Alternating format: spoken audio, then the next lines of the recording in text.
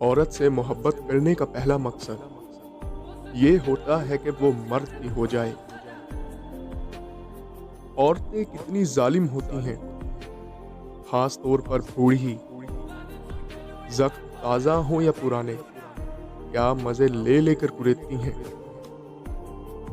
شاعروں پر خدا کی لعنت، بیڑا گر کرتے ہیں لوگوں کو۔ انسانوں سے حیوانوں کی دوستی اچھی میرے بھائی، انہیں کوئی ورگلا تو نہیں سکتا۔ نرم اور نازک روح کو اپنے سینے میں دبا کر تم زمانے کی پتھریلی زمین پر نہیں چل سکو گے۔ جو پھول کی پتی سے ہیرے کا جگر کاٹنا چاہے، اسے پاگل خانے میں بند کر دینا چاہیے۔ ہر عورت ویشیا نہیں ہوتی، لیکن ہر ویشیا عورت ہوتی ہے۔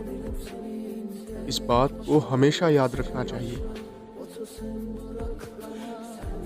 کل بازار جانا ہوا، دو کتوں کو گوشت کی خاطر بری طرح لڑتے دیکھا۔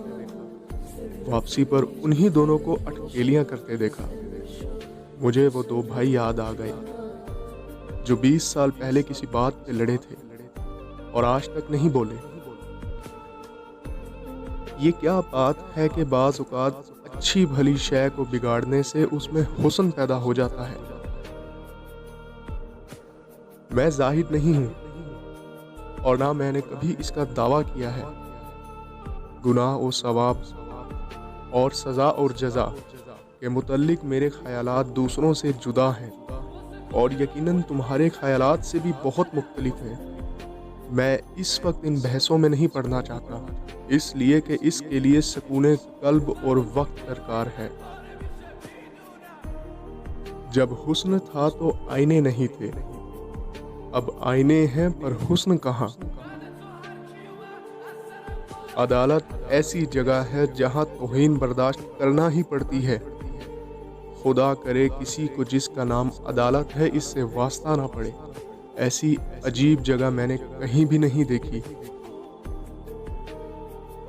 اگر میں کسی عورت کے سینے کا ذکر کرنا چاہوں گا تو اسے عورت کا سینہ ہی کہوں گا۔ عورت کی چھاتیوں کو آپ مونگ پھلی میز یا اشترا نہیں کہہ سکتے۔